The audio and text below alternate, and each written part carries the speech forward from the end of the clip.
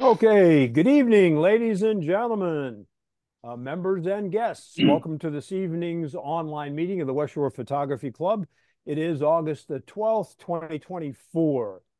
This is, by the way, the very last meeting of the club year. Our next online meeting will be held on Monday, September the 9th. Now, there'll be an email coming out, well, there already was an email coming out about that meeting that gives you the details. But in a nutshell, we have a gentleman by the name of Mark Batista, who's a retired teacher. He's a painter and a photographer, and he'll be doing a presentation called Capturing Timeless Beauty, Learning from the Old Masters. Okay, so that'll be on Monday, September the 9th, the first meeting of the new club year.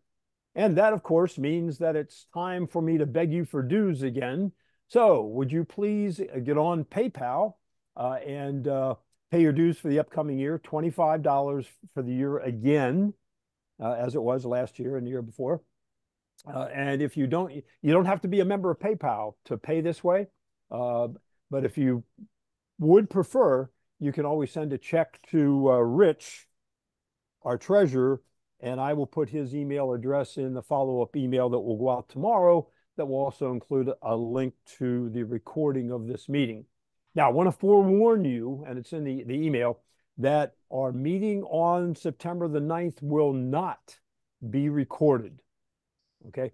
It's a presentation that Mark does as part of his income generating source. So he asked us if we would please not record that. So only a live presentation. The other thing is, you hopefully saw the email that I sent out a few days ago about a summary of the directors meeting that was held recently. And that included a copy of the meeting schedule for the upcoming year. We will be meeting on the first and third Mondays of the month, September through May. There are no scheduled Zoom meetings over the summer, but we will continue to have in-person trips throughout the whole year, okay, every month of the year. So the meeting schedule is there, and there's some other information about what the directors decided during that meeting. It's all summarized in that email that was sent out. Okay, at this time, I'd like to turn the meeting over to Joe, who's going to talk about trips. Okay, well, thanks, Dennis. We had a trip on Sunday to Lebanon Valley College, and I see that Mike is not on. And so, Dennis, you were at that trip, weren't you? I was. Yep. It was a very nice exhibit. It was also about the old masters painting. In fact, it was paintings from the Hudson River Valley School of Painters. Now, the interesting take that Lebanon Valley College used on this exhibit was not simply to show paintings of the Hudson River Valley painters, but to pair each one of those paintings up with a contemporary artist and note the similarities between the two pieces of artwork, either in compositional style or in tones, colors, that sort of thing. So that was a very interesting take on it. But the essence for me was to view the original paintings by the Hudson Rivers Valley School of Painters. We had 8 members and 2 wives there, so 10 people representing the club, and we were the only ones in there. It was the last day of the exhibit, and we were we were hosted by the Lebanon Valley College. And Joe, what's the woman's name? Dr. McNulty, Barbara McNulty. Barbara McNulty. Yes, she was very gracious. She talked a little bit about the exhibit, and of course, Mike Donovan was there to give us his take, on the exhibit also. So that was very informative. A good day. Okay. We had a trip on Saturday to the West Shore Farmers Market, and this was a follow-on field trip to Karen Cummings' presentation a couple weeks ago regarding street photography. So we got ourselves together when there was 9 of us, and we went to the West Shore Farmers Market, and we were received very well I mean, extremely well by everybody there. They were anticipating us. We actually met with them beforehand, and Greg got a note out, so people were anticipating us. So, and you'll see if you're on the Facebook, you can see some of the shots that people got. It was very fun trip. I think a lot of people were surprised that how accepting they were. And we have a trip coming up, and I'm going to let Dennis talk about it. It's the mini workshop, and that is on Wednesday, August the 21st. Okay, thanks, Joe. Yeah, I'm very excited about this, and I hope everyone will certainly consider attending on Wednesday evening, beginning at 6 o'clock, August the 21st. We'll be meeting at Children's Lake in Boiling Springs, and I have arranged 6 different presenters. So is it 6 or 7? Might be 7. That everything from bird identification to people photography, working with your iPhone, landscapes. So no need to register in advance, no fee, of course. Public is invited, so bring a friend. And when you get there, hopefully you'll have already decided which mini workshop in which you want to participate. So we'll organize very quickly and then go off in different directions with some instruction and practice in those different areas. So it's a chance for hands-on operation. A lot of the stuff we do is theory. You know, you listen to somebody talk and you think, well, yeah, I'll have to try that. But this is actually where the rubber meets the road, and we put into practice the things that we've been taught. So hope to see you there on Wednesday, August the 21st. Thanks, Dennis. One of the things that we're going to be doing is trying different picture styles like we did on Saturday at the farm market. We switched our cameras to black and white mode just to see how it looked, just to try it, experimental. And that's kind of what we want to do on the trips committee wants to do on the mini workshops, is try things. And so that's good. Thank you. Some other things coming up, and I'm just going to rattle these off because I could talk for a long time. We have a Fort Hunter Day coming up on September the 17th, and that's going to be more of a photo op rather than a trip in many ways. An Italian lake with Eve and Mary Fox. Hopefully that will happen now because we've been rained out and heated out for every other one that we had. So that's a wonderful trip in the mid-September. We have Savannah Bella Camera, who's going to be doing blue hour photography at night. And then we're going to have a follow-on field trip where we're going to be practicing blue hour at night. And we're going to go to Hopewell Furnace, and which is be a wonderful trip.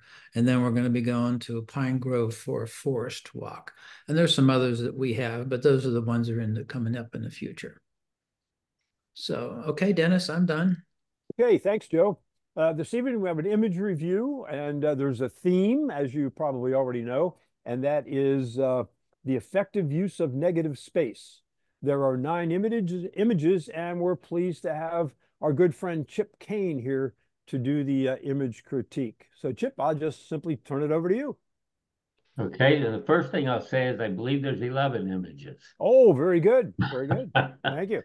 And if I may, partly because there's 11, and I'll say it is only 11, there's a preface I'd like to give here, partly because it is a theme and not just a broad image review. And I think it's important for people to hear the structure that I had created before I looked at the images so that I'd have a better focus and kind of what it'll show you where my mindset is for negative spaced images. And your theme was effective use, not just negative space, which helps as well. So I want to give a couple of points to you here. And I actually, if you'll let me, when I'm done, I can add that doc right to the chat if anybody wants to see it.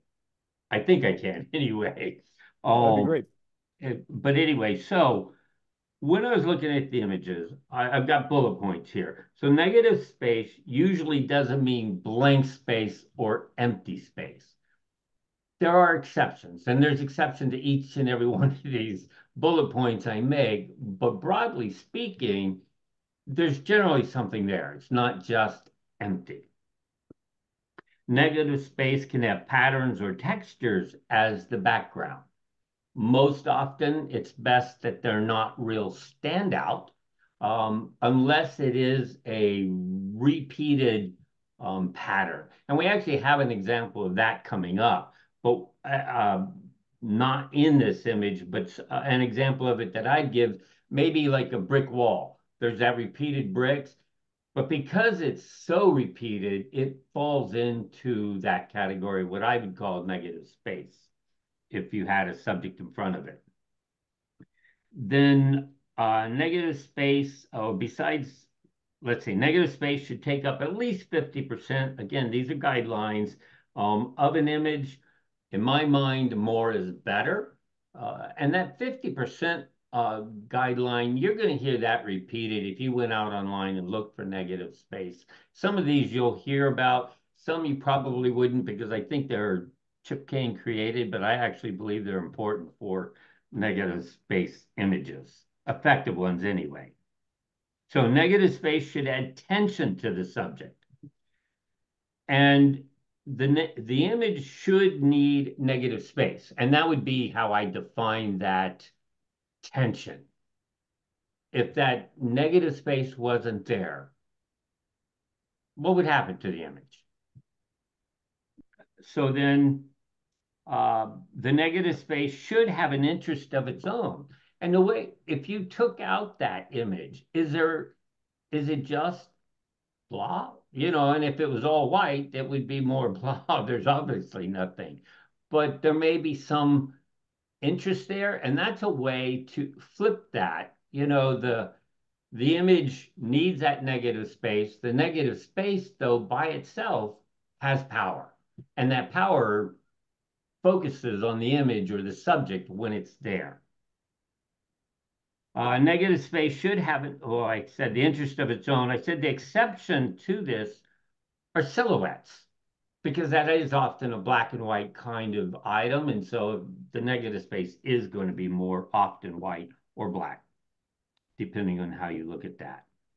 And then the other piece that's important not to forget are some of the basic rules that you want to still keep in mind: the rule of thirds, the golden ratio, leading lines, diagonals, framing, centering the subject, triangles, odd numbers, symmetry.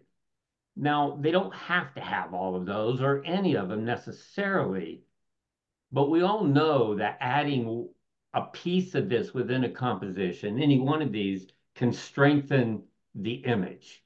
So you still want to keep those in mind when you're looking at a negative space image.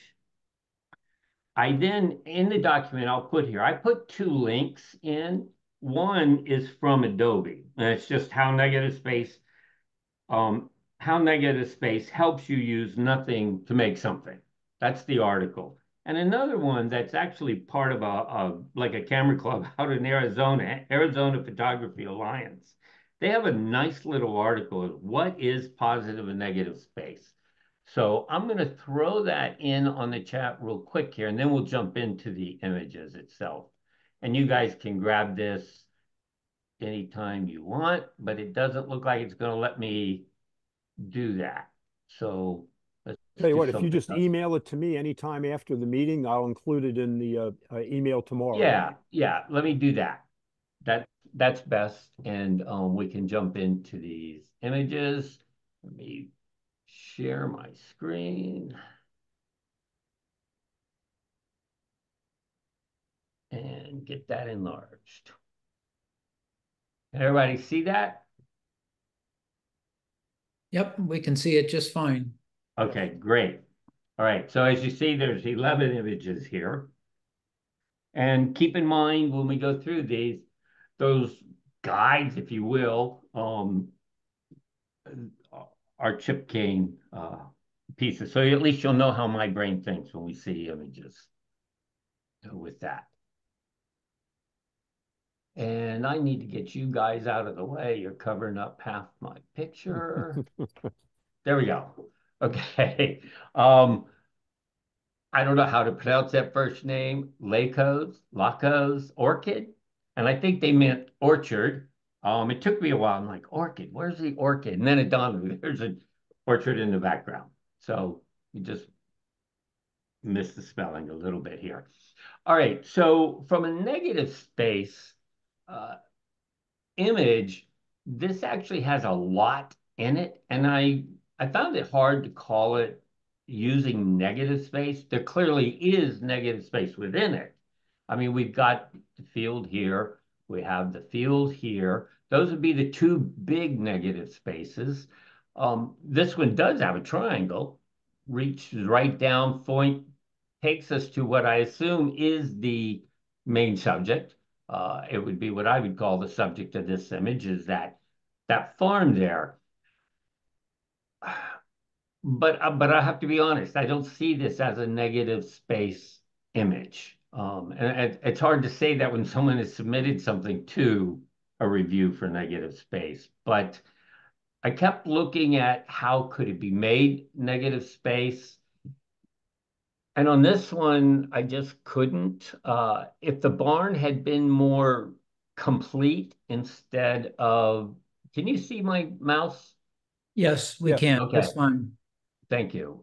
If this hadn't been here and we could have seen the building, it's possible we could have grabbed some negative, certainly more negative space.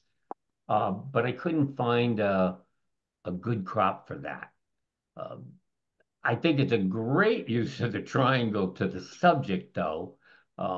If we weren't talking about negative space, I'd eliminate some of that foreground to strengthen the image some. But basically, that would be my comment, other than I think the image, I'm finding it hard. A lot of this seems out of focus. This is in focus enough, but in any image like this, I would want to see more in focus. Um, but I'd love to hear the thinking of the photographer on this. That's me, Patty Volpe. I consider it negative space in the aspect of just the fields themselves, Okay. which the volume of the fields going up to that barn. This is one of my favorite local farms. I shoot at this farm a lot. It's pretty vast. It covers over. This is a small portion of the orchards and the farm itself. It would go off to the left, maybe twice as far as what you're seeing here. It's pretty vast.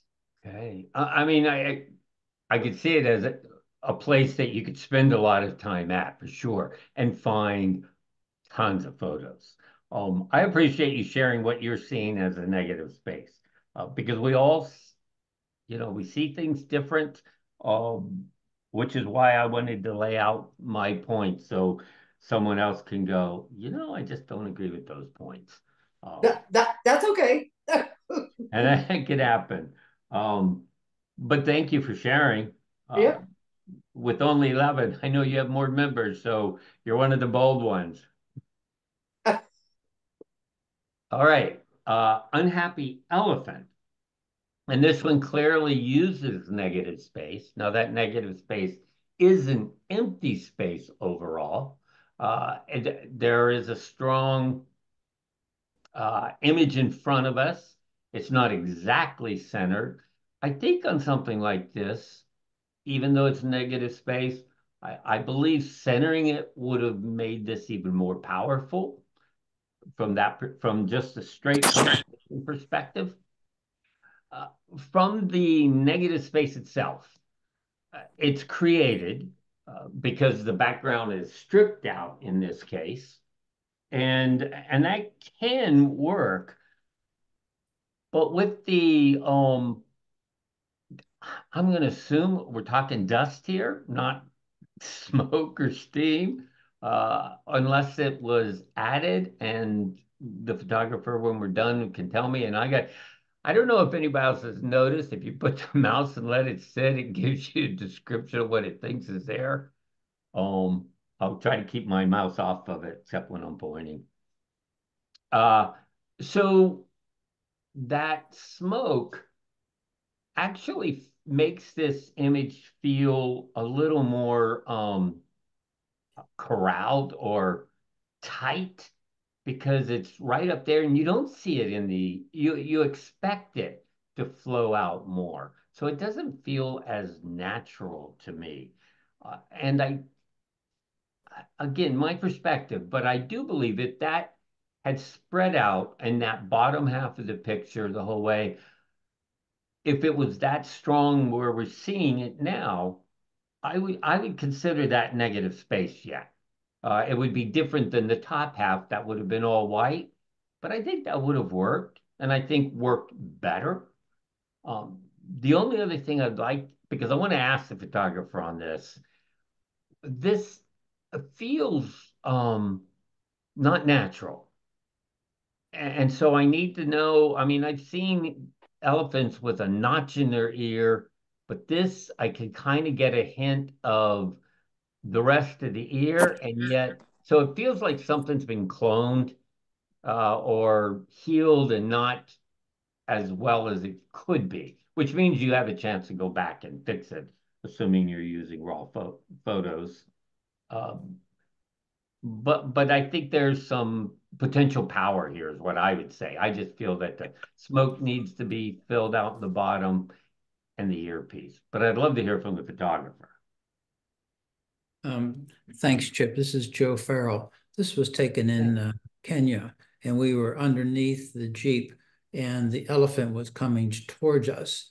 So what we had was a clear white sky, and that's what you're seeing there. That was all sky totally around him.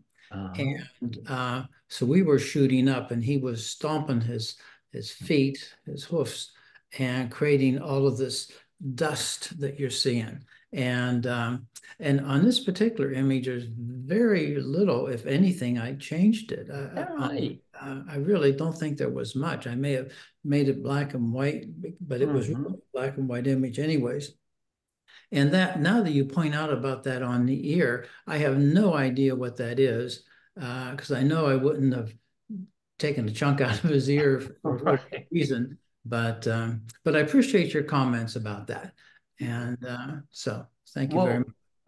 Two things. One, you're a braver man than I am for being there with the stomping bull elephant. But I would want to ask, this, I mean, it just seems like, well, I understand it's darker because there's an elephant behind it. And maybe that's what I have to tell myself. And that's what was throwing me off. But now that you're saying that, I see there's more there. I still feel like it feels constrained. That was the word I was looking for earlier. But yeah, I have to trust you. You know it way more than I do as far as naturalness of it. But I would look at the ear just in case. Thank you. Okay. Yep. All right. Smooth sailing. This one, jumps out at you real quick. Beautiful colors, very serene, and there is lots of negative space.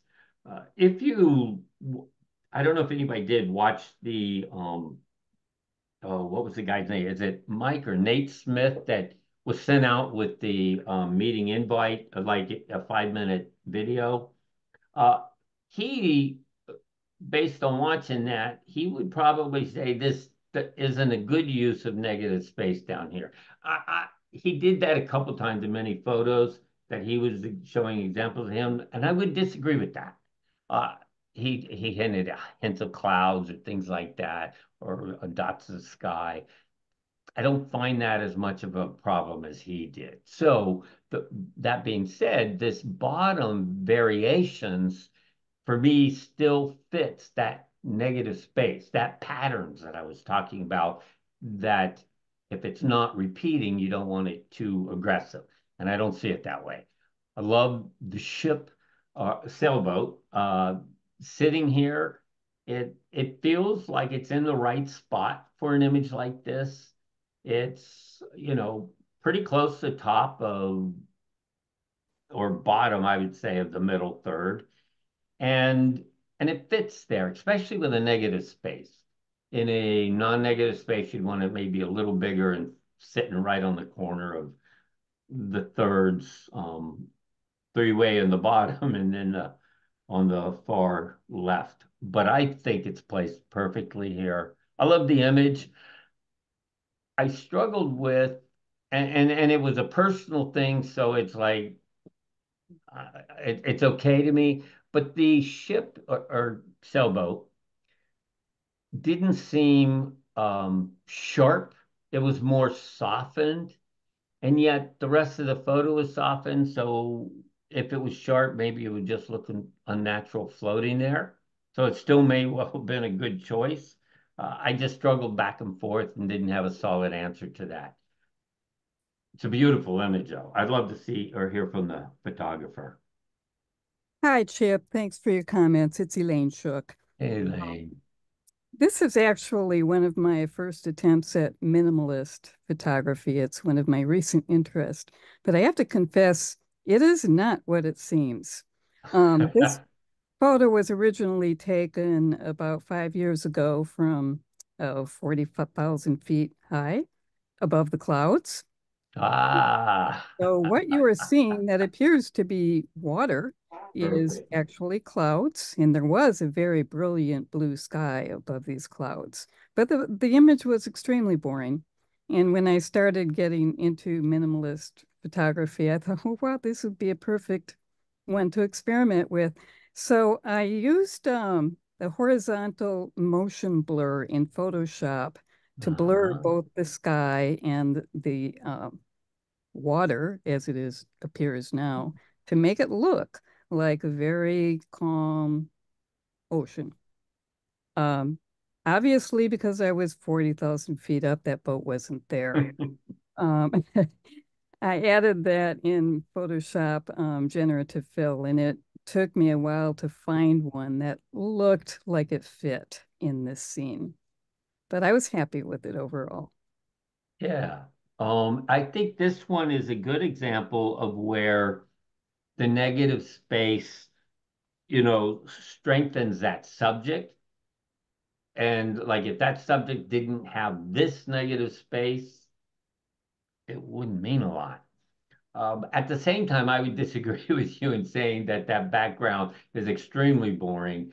Now, I would look at it and go, doesn't work by itself, but I would do exactly what you did. I'd say, oh, this background, I can do such and such, or I can add something to it. And you've added the perfect thing. I Well, really like the image. believe me, it was boring before I Oh, modified well, it. that might be very nice. Thank you. Okay, Halloween pennant dragonfly. Uh, I don't know enough about dragonfly, so I'm assuming it's a pennant dragonfly, maybe, or some such. When we're talking about negative space, there's a lot of negative space here, but it's blank negative space. And it feels, again, photographer can correct me, but it does feel like the background was taken out with nothing really added, but a little bit of gray. So the background doesn't add, in my mind, any tension to the photo. Something else that I forgot to put on my note, my bullet point here. So when you get it, you might want to add it. And that is you need room for your subject. And that's actually true anytime you're talking about something like wildlife, taking a bird photo, if they're going a certain way, you want space for them to be able to go somewhere. It becomes even more important when you're talking about negative space because it is the tension of the large space against the subject that that makes it something more than just a subject.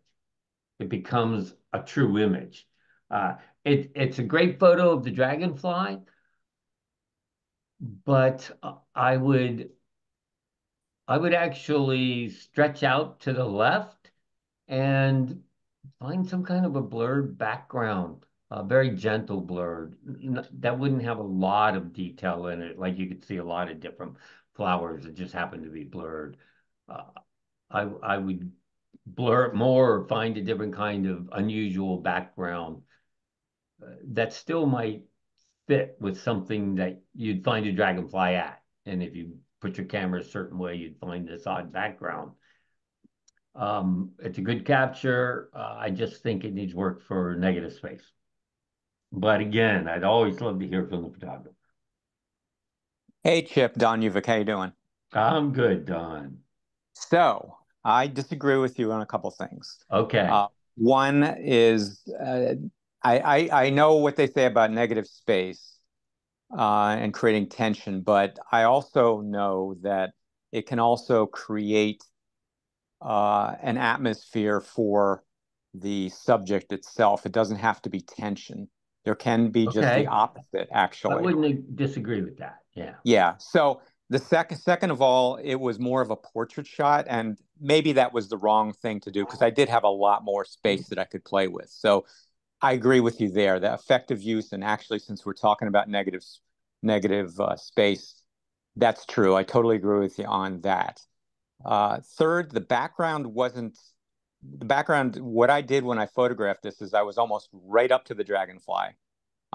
Very shallow depth of field. I was down on the ground because I didn't want to get any background in it. So I was actually, there was the water behind it, and I think the sky was fairly white. So I may have taken out some of the texture that was in there, but that's what the background was. I didn't create that background. It's kind of similar to what Joe was having. Right, right. It was actually that way, and I kind of maybe took out some of the contrast that was in there, which I think in a sense that probably would have helped it a little bit because by some of the pointers you just said, I learned a little bit more about negative space. I think I'm more old school. That's the problem. So I really didn't realize that there were all these other ways of expressing negative space. So I appreciate that. But basically, it was the way it is. I didn't cut it, and I didn't add a background or anything like that. I used Lightroom to take away some of the highlights that were on the dragonfly because I've been doing a lot of dragonfly photography lately, and but I think I definitely agree with you regarding the space. I think I should have taken my thoughts away from making it a portrait and trying to actually put it out into the open, into the environment, and bring that extra space that I took out back. So thank you very much for that. But really, I think I was kind of working with the old school mind that negative space doesn't necessarily always have to produce tension, and that's just what I learned years and years ago. Sure. But thank you, Skip. Okay. Chip. Thanks a lot. I answer to it all. But I always appreciate the pushback and hearing your thoughts on it. So thank you for that, really. Okay, found the light. This is actually one of the two photos that I think touches on that issue with patterns in the negative space. There's another one that's a stronger candidate for that type. So there would be some strong argument whether this fits negative space because there's a lot of different textures within, but they all really put you to that window and the light.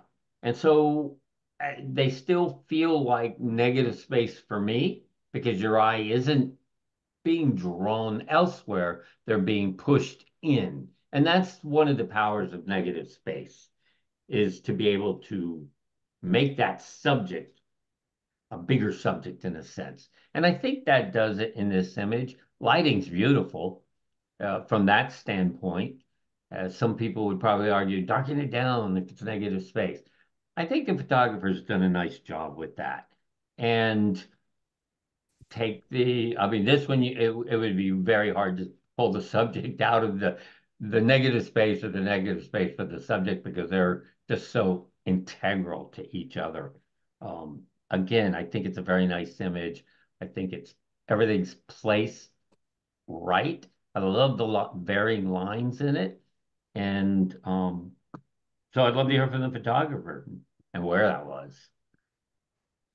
That's mine, Mary Eileen Carson.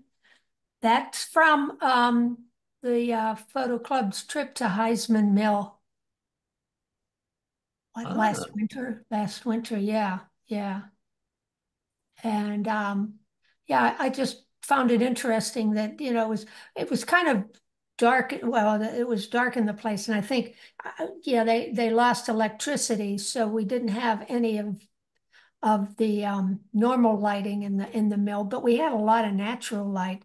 And upstairs, and I think it was the second floor, I just really liked how part of it was dark, but you still had all that natural light coming through that window.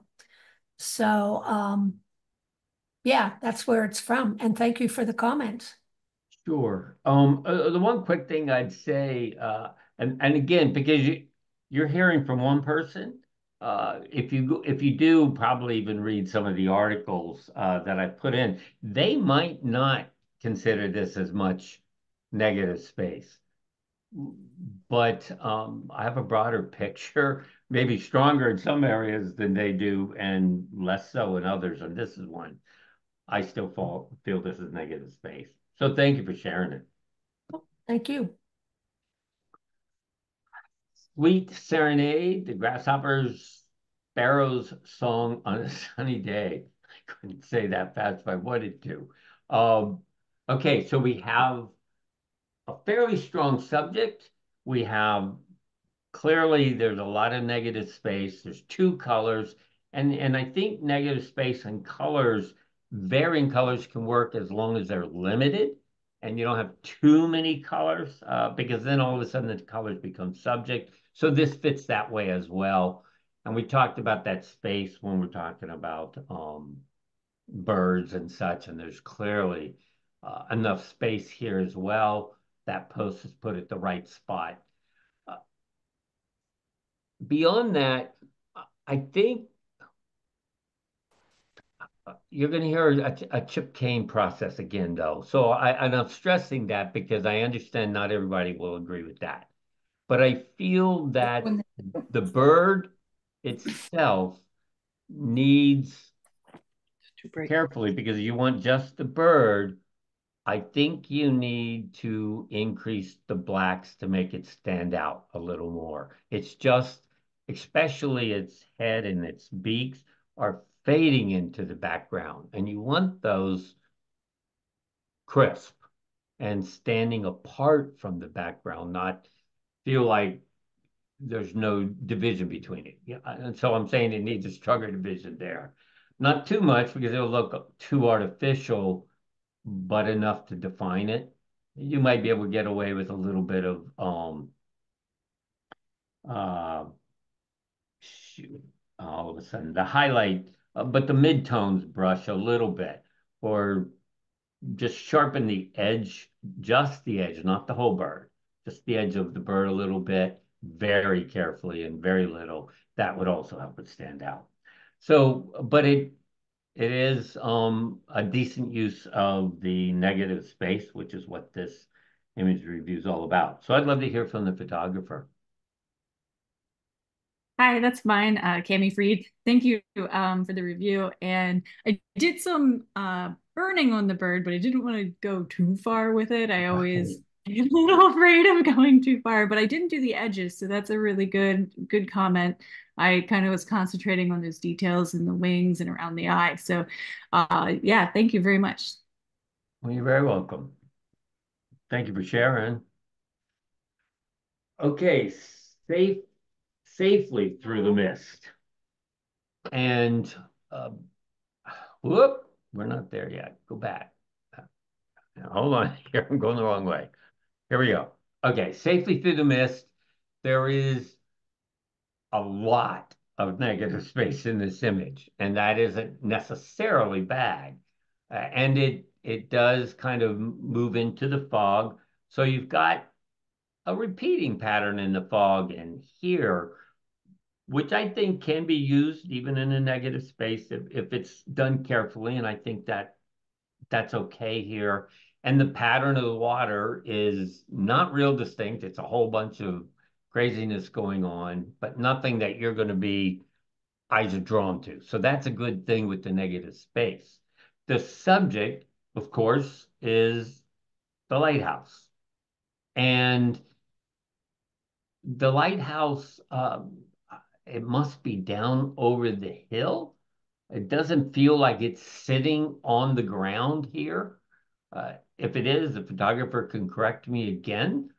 But I feel like the subject needs to be stronger in two ways. One is more globally the whole picture. It it's too soft. It's not as sharp as should be in my mind, and I don't feel like the lighthouse is enough of it. I would at least expect to see more of a base to it, a door or something on it. That's why it tells me it's kind of like down over the hill. It almost feels like it's sticking up off the edge of a cliff somewhere. Uh, so I don't know if you've had other photos you can work with, or it's a place that you go to regularly because it's clearly not something local that you could go to and kind of redo the picture, find another way to get that lighthouse. You may have to get down on the beach or down where it's at to shoot out over the ocean, and you don't always get to pick your foggy days. But I do think this one needs strengthened, but I appreciate the attempt because there's a lot of nice negative space. Uh, I'd love to hear from the photographer. Chip, that was mine. Thank you for the review. I searched my photos for a negative space. I didn't create it for negative space. I was on a trip in Scotland and shot this from the bus with my iPhone. And we couldn't get any closer because we were just riding by. And I was snapping pictures that had a subject with the background of the water. And this one, I couldn't crop it in any way to get it centered anymore. I couldn't do much of anything to it other than make it lighter in the top so it looked like the mist was coming in. It was a misty day, and that's why it was a little grainy. Sure. But that was pretty much the best I could get from the bus window. I had the camera pressed up against the bus window. Okay, well, I'd like to make a suggestion because I think compositionally, except for the lighthouse being not enough, I think works as a negative space image. So keep that in mind when you're out taking photos, those kind of ratios with that and a subject, you could take that and put it in your list of to-dos and of a list of ways of seeing, so to speak, and try that because I think structurally you're almost there.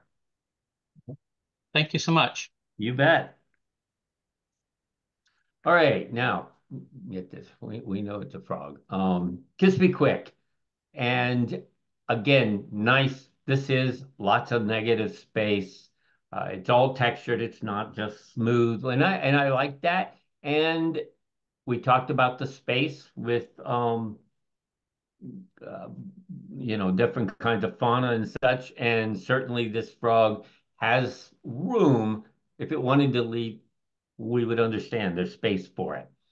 And the other piece is eyes need to be sharp on animals. This one has a nice sharp eye to it, and that actually really becomes the main subject of this. We see or I would call it the main, but I think most people would say, hey, the main subject's a frog. Primary or secondary subject would be the eye. But the frog itself doesn't exactly blend with the negative space, but it almost becomes a second set of negative space. And there's the eye. And it's like, so I think it's really well done. Lighting is good on it. There's no there's distractions. There's the frog, and then there's the eye. And well done. So I'd love to hear from the photographer.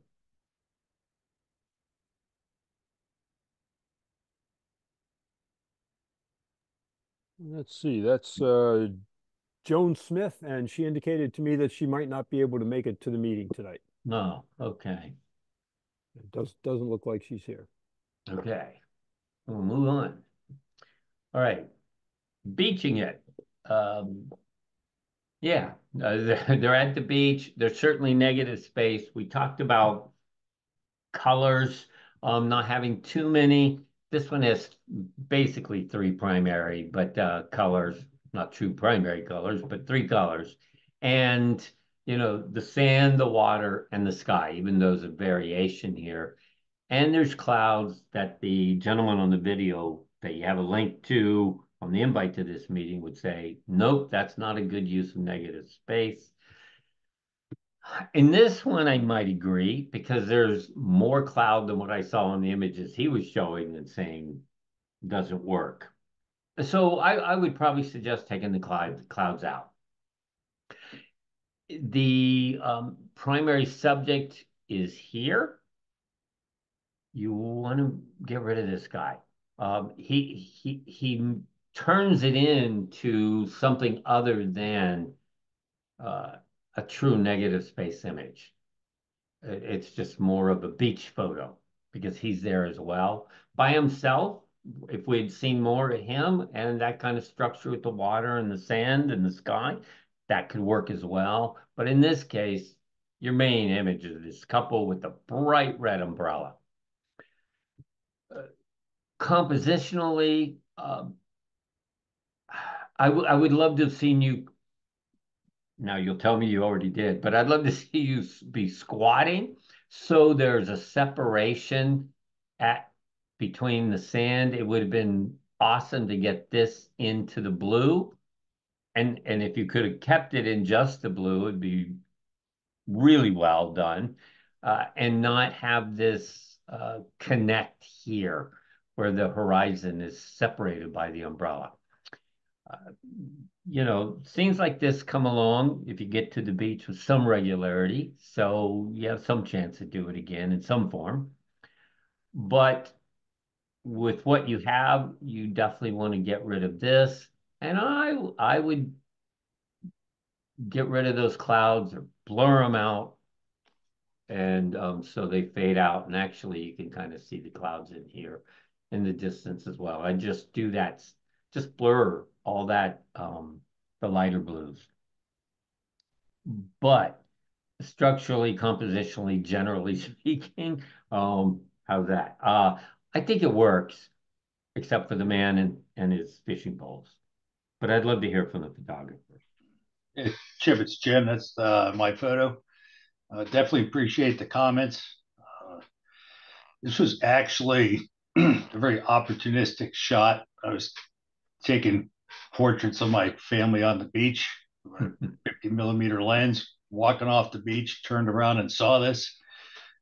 Just threw the camera up and snapped a few shots, and this is what I got.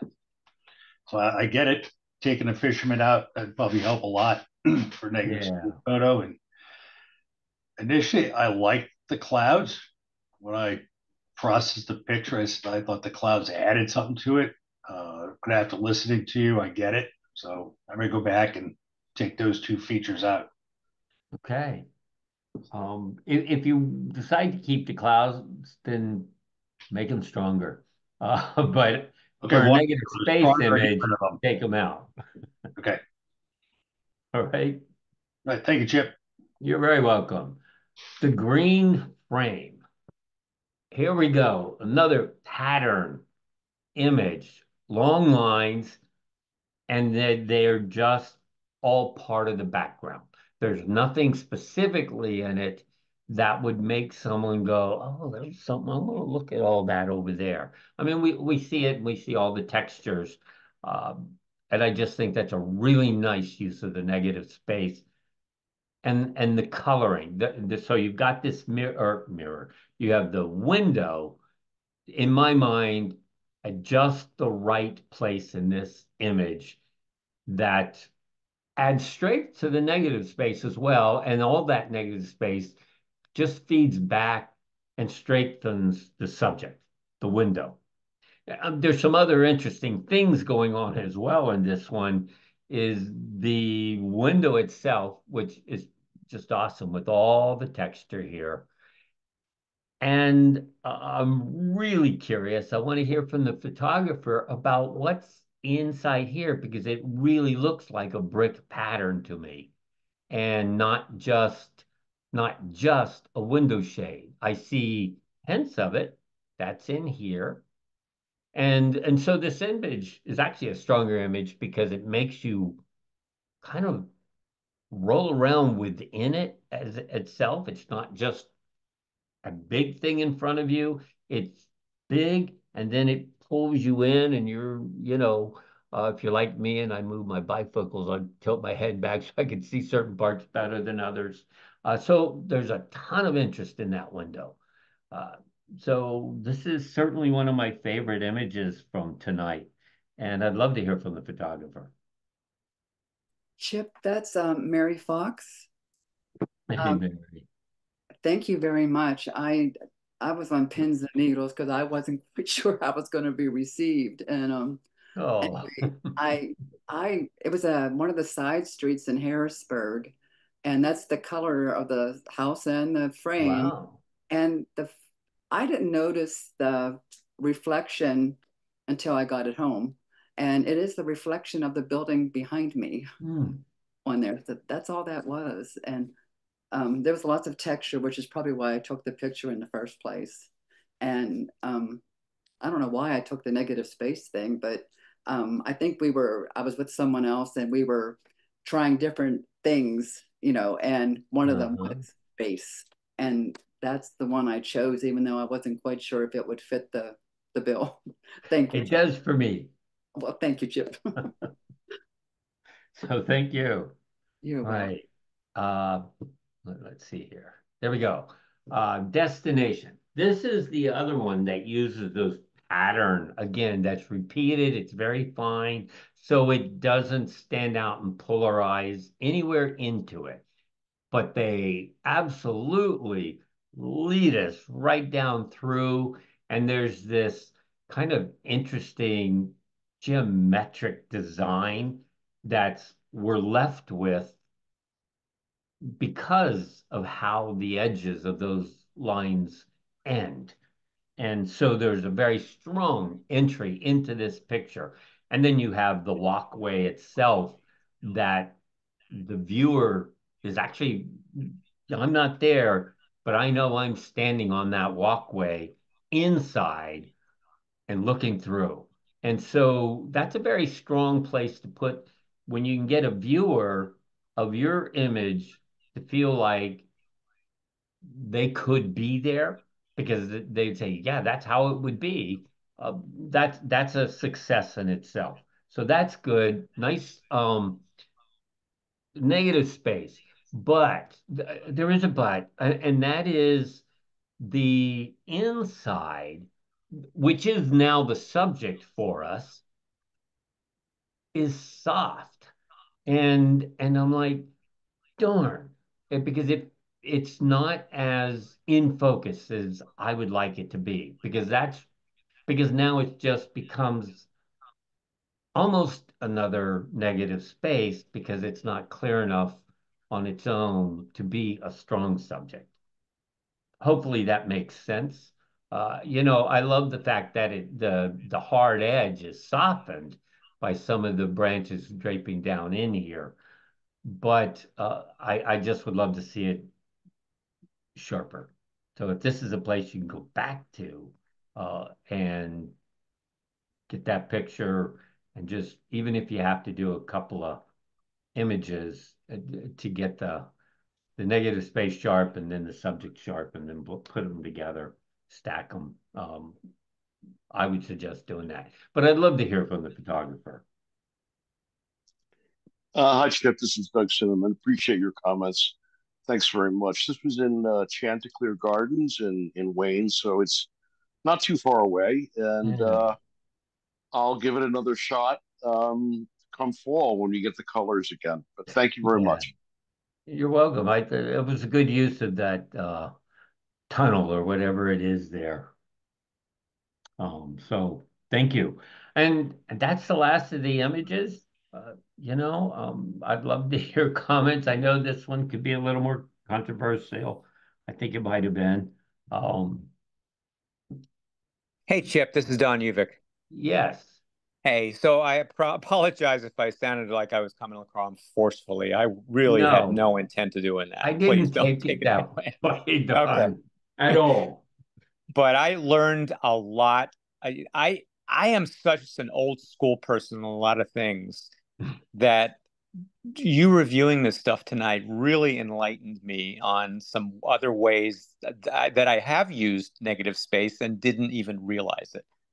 So I really appreciate that. You know, old, I forget what the expression is, needs to learn new tricks. And I think I learned quite a few today. Thanks.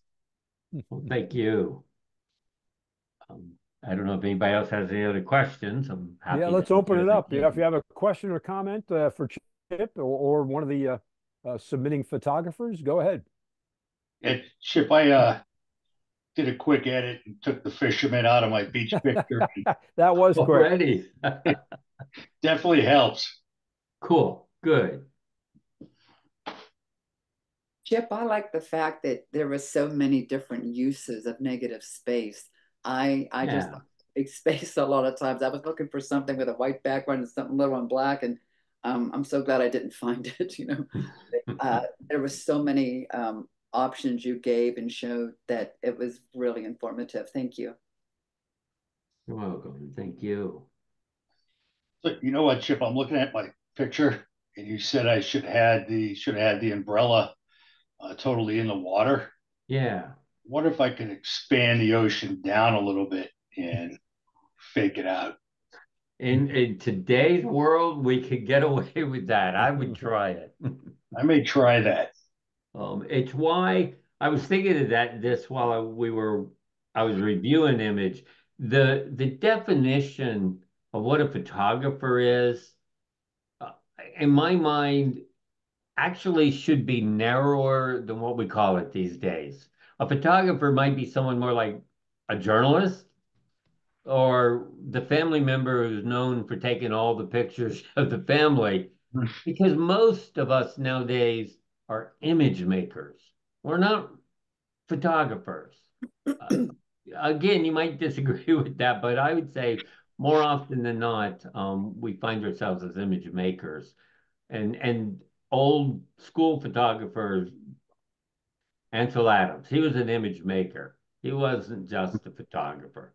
Look at his originals, look at his image he gave. He made that. So I'll get off the soapbox. Okay, any other comments or questions?